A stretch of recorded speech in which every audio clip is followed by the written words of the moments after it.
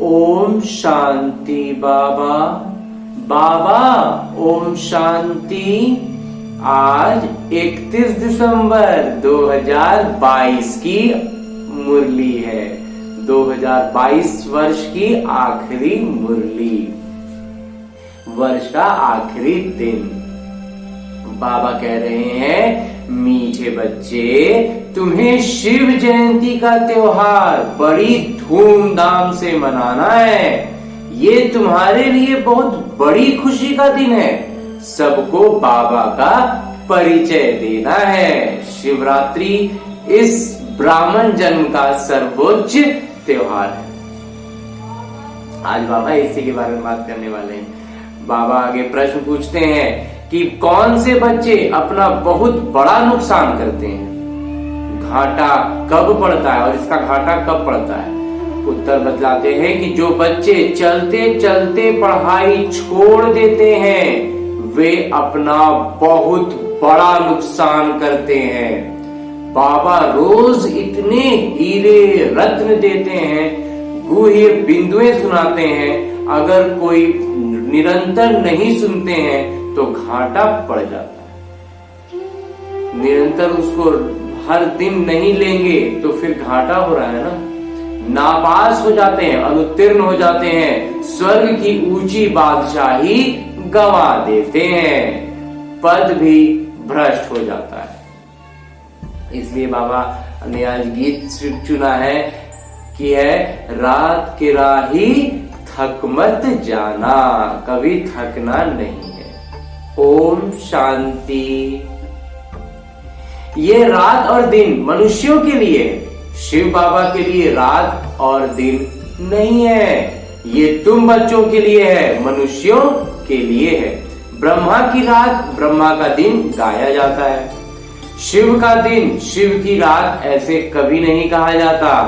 सिर्फ एक ब्रह्मा भी नहीं कहा जाएगा। एक की रात नहीं होती है, माया गाया जाता है ब्राह्मणों की रात।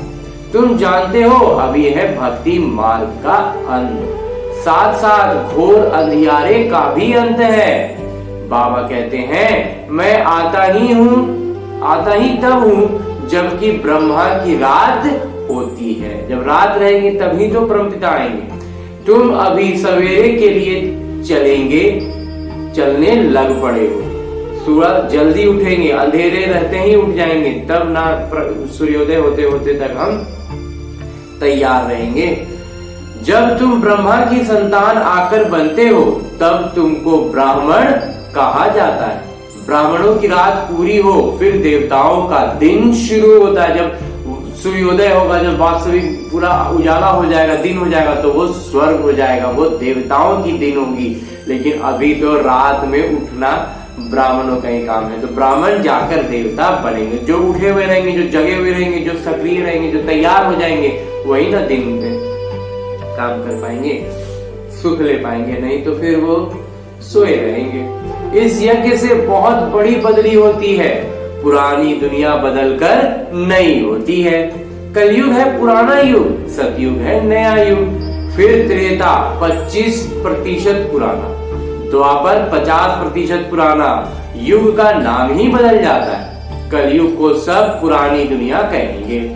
ईश्वर कहा जाता है बाबा को, जो ईश्वरीय राज्य स्थापन करते हैं। बाबा कहते हैं, मैं कल्प कल्प संगम युग में आता हूं। टाइम तो लगता है ना समय तो लगेगा ही। यूं तो है एक क्षण की बात, परंतु विकर्म विनाश होने में समय लगता है। बाबा से योग लगने में एक क्षण की बात है, लेकिन ये विकर्म जो विनाश करने हैं उसमें समय लगता है, क्योंकि आधा कल्प के पाप सिर पर हैं। बाबा स्वर्ग रचते हैं तो तुम बच्चे भी स्वर्ग के मालिक तो बनेंगे, परंतु सिर पर जो पापों का बोझा है उनको उतारने में समय लगता है। बहुत सारी चीजें सर पर उठाए रहे। हम लौकिक में देखते हैं कुछ मजदूर होते हैं जो सर के ऊपर कितने सारे सामान रख लेते हैं, तो उनको उतारने में भी तो एक एक करके उतारेंगे ना, तो एकदम से गिरा देंगे तो भी दिक्कत हो जाएगी। तो योग लगाना पड़ता है। अपने को आत्मा जरूर समझना है। आगे जब बाबा कहते थे, जो जिस्मानी बाबा याद आता था। जब पहले बाबा कहते थे तो हमारे लौकिक पिता भी याद आते थे। अभी बाबा कहने से बुद्धि ऊपर चली जाती है। अब धीरे धीरे ऐसा अभ्यास हुआ है कि अब बाबा बोलने से डायरेक्ट परम पिता का ही याद आता है। दुनिया में और किसी की बुद्धि में यह नहीं होगा कि हम आत्मा रूहानी पिता की संतान हैं। हमारे पिता शिक्षक भी हैं, गुरु भी हैं और पिता भी हैं। तीनों ही रूहानी हैं, तीनों आत्मिक हैं। याद भी उन्हीं को करते हैं। ये है पुराना शरीर, इनका क्या श्रृंगार करना, इस शरीर का क्या श्रृंगार करना। परंतु अंदर में समझते हैं अभी हम वनवाह में, ससुर घर नई दुनिया में जाने वाले हैं। तो पिछाड़ी में यानी बाद में कुछ भी नहीं रहता है। जवान अंत का समय आएगा, बाद का समय होगा, उसमें कुछ नहीं बचेगा। फिर हम जाकर विश्व के मालिक बनते हैं। इस समय सारी दुनिया जैसे वनवाह में है। इसमें रखा ही क्या है, कुछ भी नहीं। जब ससुर घर था तो हीरे जवाहरों के महल थे, माल ठाल थे। अभी फिर पियर घर से ससुर घर जाना है। अभी तुम किसके पास आए हो? कहेंगे बाबा के पास। बाबा ने, परमपिता परमात्मा ने ब्रह्मा बाबा में प्रवेश किया है। तो दादा तो है ही यहाँ के रहवासी। तो जो ब्रह्मा बाबा है वो यहाँ के रहने वाले हैं। तो बाप दादा दोनों कंबाइंड है। परमपिता परमात्मा और ब्रह्मा बाबा दोनों सम्मिलित हो चुके रहते हैं। परमपिता परमात्मा पतित पावन है। उनकी आत्मा अगर श्री कृष्ण में होती, वह ज्ञान सुनती, तो श्री कृष्ण को भी बाप दादा कहा जाता। तो उनको भी सम्मिलित रूप में याद करते, लेकिन ऐसा, परंतु श्री कृष्ण को बाप दादा कहना शोभता ही नहीं। श्री कृष्ण के साथ ये सम्मिलित रूप नहीं चलता है। ब्रह्मा ही प्रजापिता गाए हुए हैं। बाबा ने समझाया है कि 5000 वर्ष का चक्र है। तुम बच्चे प्रदर्शनी जब दिखाते हो तो उनमें यह भी लिखो कि आज से 5000 वर्ष पहले भी हमने यह प्रदर्शनी दिखाई थी और समझाया था कि बेहद के पिता से स्वर्ग का वर्षा कैसे लिया जाता है। आज से 5000 वर्ष पहले मुआफिक फिर से हम त्रिमूर्ति शिव जयंती मनाते हैं। यह अक्षर जरूर डालना पड़े। ये बाबा निर्देश दे रहे हैं। ये सब जो कुछ भी बातें बाबा बताइए तो बाबा का निर्देश है, उस पर चलना है। शिव जयंती की तैयारी करनी है। नई नई बात देख मनुष्य आश्चर्यचकित हो जाते हैं। अच्छा भवगा करना चाहिए। हम त्रिमूर्ति शिव की जयंती मनाते हैं, छुट्टी करते हैं। शिव जयंती की छुट्टी ऑफिशियल है।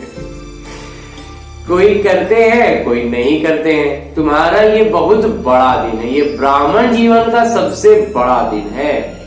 जैसे क्रिश्चियन लोग क्रिसमस मनाते हैं, बहुत खुशी मनाते हैं। अब तुमको ये खुशी मनानी चाहिए।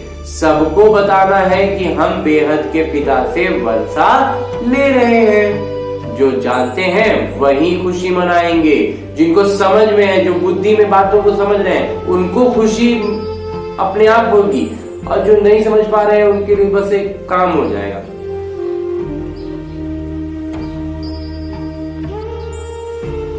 सेंटर्स में आपस में मिलेंगे।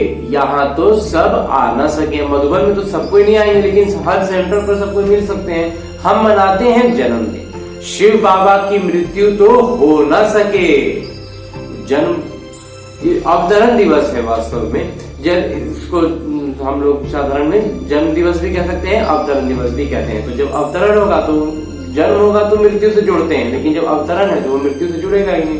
तो जैसे शिव बाबा आए हैं वैसे चले जाएंगे। ज्ञान पूरा हो गया, लड़ाई शुरू हो गई। बस इनको अपना शरीर तो है नहीं। तुम बच्चों को अपने को आत्मा समझ पूरा देही अभिमानी बनना है।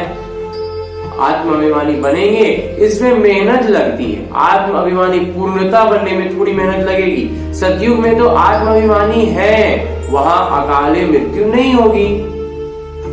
यहाँ बैठे बैठे काल आ जाता है, हार्ट फेल हो जाता है, कहेंगे ईश्वर की भावी, किस्मत में था ऐसा, किस्मत में नहीं था, ये कर्मों का लेखा जोखा था, परंतु ईश्वर की भावी नहीं है, तुम कहेंगे नाटक की भावी।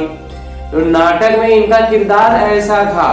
अभी तो है ही आयरन एज, लौह युग चल रहा है, नई दुनिया स्वर्णिम युग थी।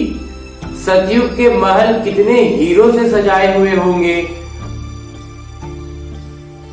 अकीचार धन होगा, परंतु उनका पुराना वृतांत नहीं है।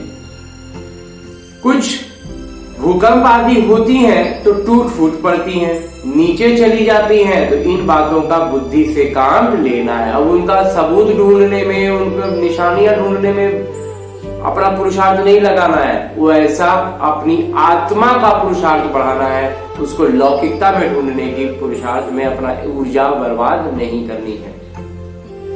वही बाबा कह रहे हैं कि ये टूट फूट पड़ती हैं, तो इन बातों में बुद्धि से काम लेना है। ये खाना बुद्धि के लिए है, तुम्हारी बुद्धि ऊपर चली गई है, अब हमारी बुद्धि ऊपर चली गई है, अब इन चीजों में उलझना नहीं है। रचता को जानने से रचता को भी जानते हैं। सारे सृष्टि का राज वृद्धि में है, नाटक में ऊंचे से ऊंचे हैं भगवान, फिर ब्रह्मा विष्णु शंकर, हम इन तीनों को, इनका जो व्यवसाय है उसको बता सकते हैं, क्या क्या किरदार है वो भी जानते हैं। जगत अम्बा का कितना बड़ा मेला लगता है, जगत अम्बा जगत पिता का आपस में क्या संबंध है, ये कोई नहीं जानते, क्योंकि ये गुप्त बात है, इसको समझ ही नहीं पाएंगे, समझ से अभी परे हैं, क्योंकि वे पूरी तरह से बुद्धि रावण के चंगुल में फंसी हुई। माँ तो है बैठी है, माँ तो ये बैठी है, वह थी गोद की हुई, इसलिए चित्र उनके बने हुए। उनके जगत अम्बा कहा जाता है, ब्रह्मा की बेटी सरस्वती। भल माँ का टाइटल दिया है, परंतु थी तो बेटी, सही करती थी ब्रह्मा कुमारी सरस्वती। तुम उनको मम्मा कहते थे, ब्रह्मा को माँ कहना शोभता नहीं है।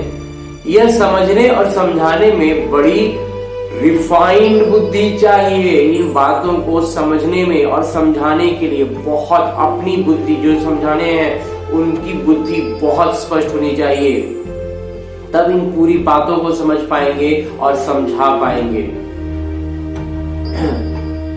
यह समझने समझाने की रिफाइंड, यह गुह्य बातें हैं। तुम किसके भी मंदिर में जाएंगे तो झट उनका व्यवसाय जान लेंगे, जिनका भी मंदिर में जाएंगे उनका व्यवसाय जान लेंगे। गुरु नानक के मंदिर में जाएंगे तो झट बता देंगे कि ये फिर कब आएंगे। उन लोगों को कुछ पता नहीं, क्योंकि कल की आयु लंबी कर दी है। तुम वर्णन कर सकते हो, बाबा कहते हैं देखो मैं तुमको कैसे पढ़ाता हूं, कि हम हर किसी के बारे में भी जान सकते हैं, बता सकते हैं। आता कैसे हूं, बाबा पढ़ाते कैसे हैं, वो आते कैसे हैं। श्री कृष्ण की तो बात ही नहीं, उस श्री कृष्ण का यहाँ पर कोई बात नहीं करना है, समझना है कि परमपिता परमात्मा आते कैसे हैं, पढ़ाते कैसे हैं। गीता का पाठ करते रहते हैं, कोई 18 अध्याय याद करते हैं तो उनकी कितनी महिमा हो जाती है। एक श्लोक सुनाएंगे तो कहेंगे वाह वाह, इन जैसा महात्मा तो कोई नहीं। आजकल तो रिद्धि सिद्धि भी बहुत है, कुछ जादू करके दिखा देना, कुछ ऐसा कर देना जिससे लगे रे ये तो जादू हो गया। कोई संस्कृत में श्लोक बोलकर सुना देते हैं तो हम उनकी खूब तारीफ करते हैं कि हाँ ये महात्मा है।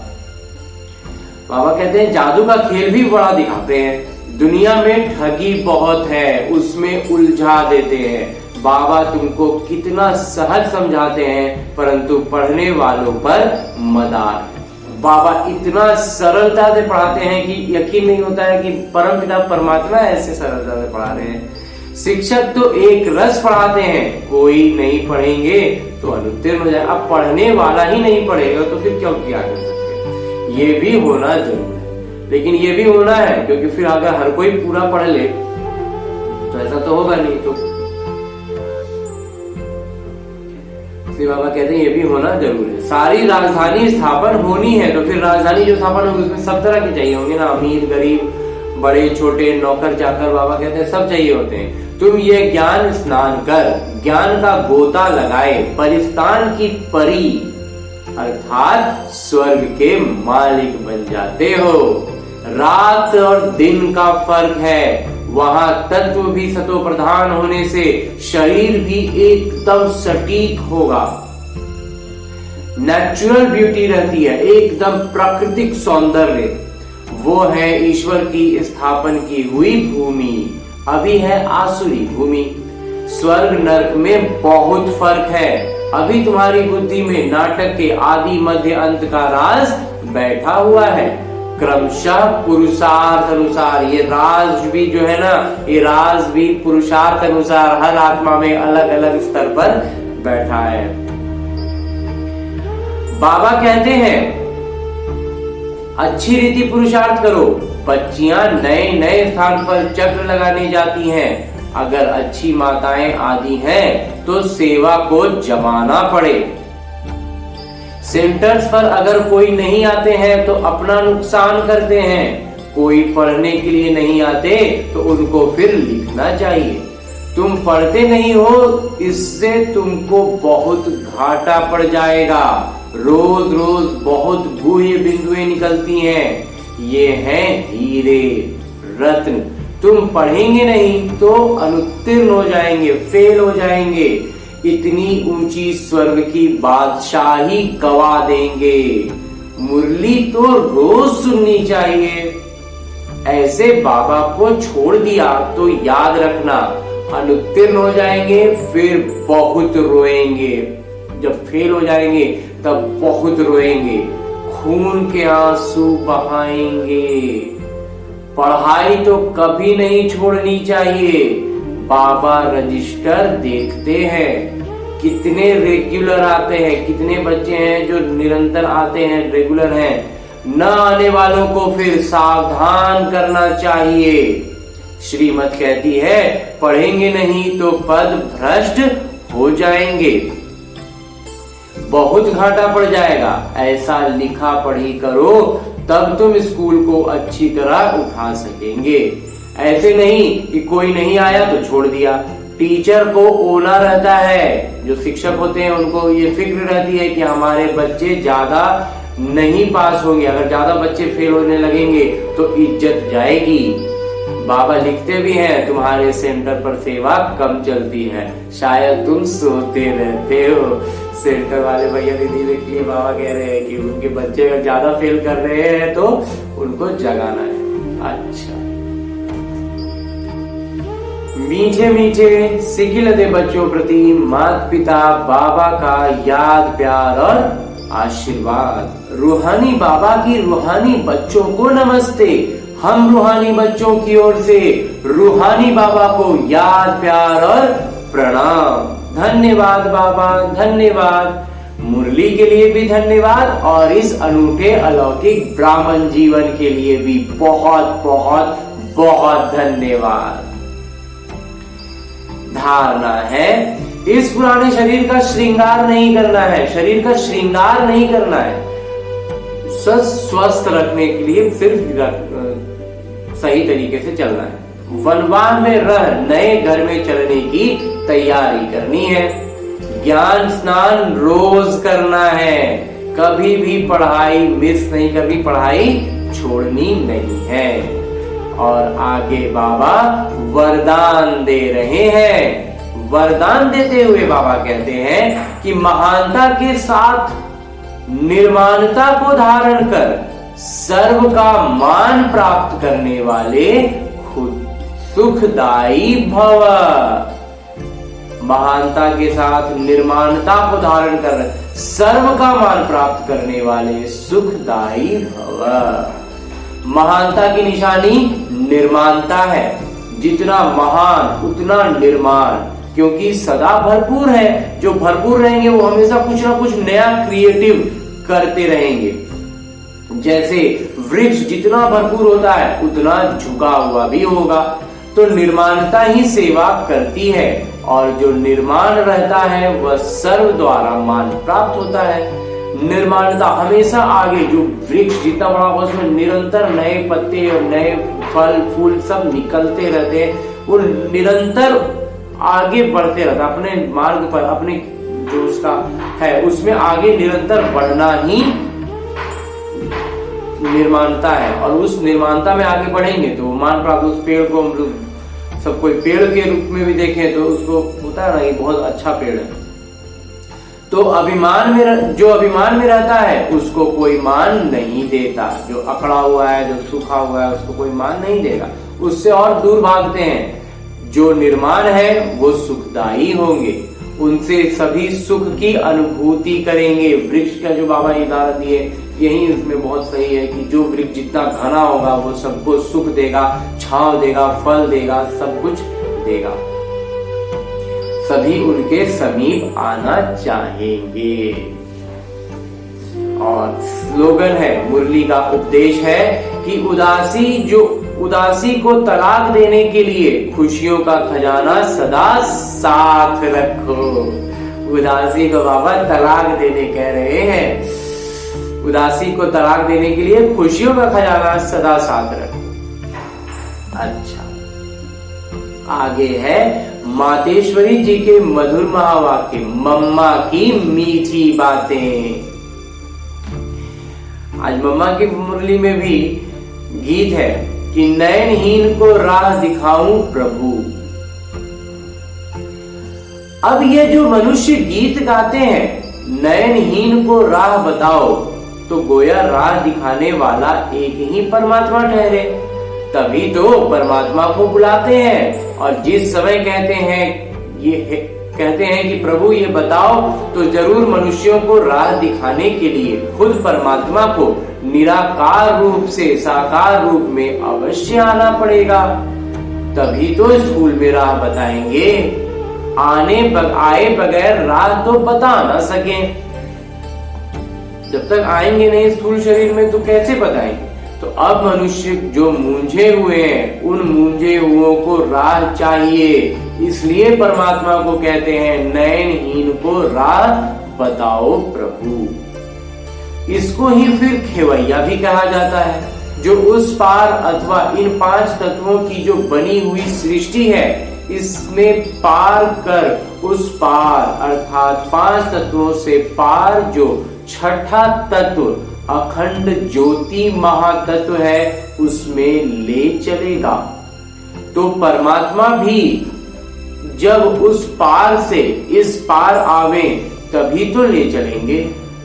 जो तो परमात्मा को भी अपने धाम से आना पड़ता है, वो भी अपने धाम से आएंगे, इस पार आएंगे, तब तो यहाँ से हमें खेवैया बनकर हमें पार कराएंगे ना।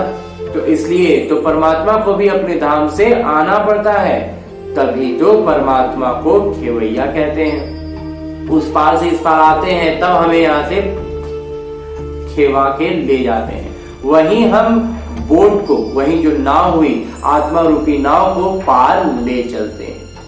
अब जो परमात्मा के साथ योग रखता है उनको साथ ले जाएंगे, बाकी जो बच जाएंगे वो धर्मराज की सजाएं खाकर बाद में मुक्त होते हैं। अभी बाबा क्या करेंगे, जो परमात्मा को जानेंगे, पहचानेंगे, मानेंगे, वो उनको बाबा बिल्कुल गोद में उठाकर लेके जाएंगे, और जो नहीं सुनेंगे, नहीं मानेंगे, फिर उनको घसीट के ले जाया जाएगा। और आगे बाबा कह रही हैं कि कांटों की दुनिया से ले चलो फूलों की छाव में। अब ये बुलावा सिर्फ परमात्मा के लिए कर रहे हैं।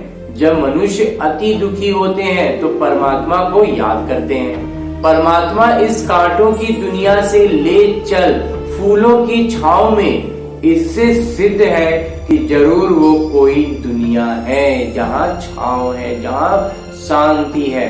अब ये तो सभी मनुष्य जानते हैं कि अब का जो श्रृंगार संसार है वो कांटों से भरा हुआ है, जिस कारण मनुष्य दुख और अशांति को प्राप्त कर रहे हैं और याद फिर फूलों की दुनिया को करते हैं। बुद्धि में कहीं ना कहीं फूलों की वो दुनिया याद आती है, इसलिए बाबा को बुलाते हैं कि बाबा हमें वहां ले चलिए।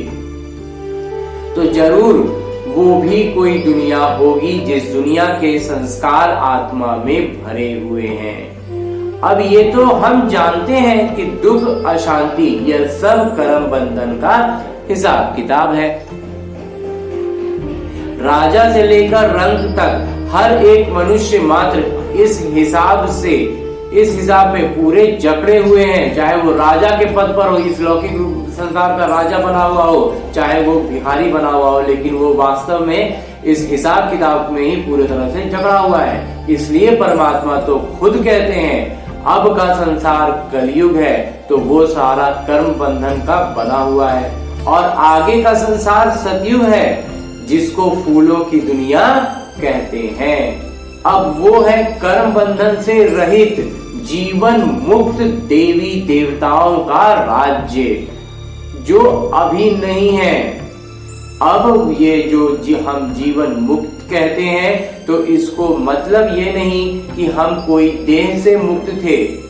उन्हों को कोई देह का भान नहीं था। देह नहीं था ऐसा नहीं है, देह का भान नहीं था, मगर वो देह में होते हुए भी दुख को प्राप्त नहीं करते थे। गोया वहां कोई भी कर्म बंधन का मामला ही नहीं था। कर्म का बंधन, कर्मों का बंधन नहीं था, देह का भान नहीं था। वो जीवन लेते, जीवन छोड़ते, आदि मध्य अंत सुख को प्राप्त करते थे। चाहे जीवन नया जन्म लें, चाहे शरीर छोड़ें, सब में आनंदित रहते थे। तो जीवन मुक्ति का मतलब है जीवन होते कर्म अतीत, कर्मातीत। अब ये सारी दुनिया 5 विकारों में पूरी जकड़ी हुई है, मानो 5 विकारों का पूरा पूरा वास है। परंतु मनुष्य में इतनी ताकत नहीं है जो इन 5 भूतों को जीत सके। तभी परमात्मा खुद आकर हमें 5 भूतों से छुड़ाते हैं और भविष्य प्रारब्ध देवी देवता प्राप्त कराते हैं। अच्छा, ओम शांति। ओम शांति मम्मा। ओम शांति बाबा। बाबा ओम शांति।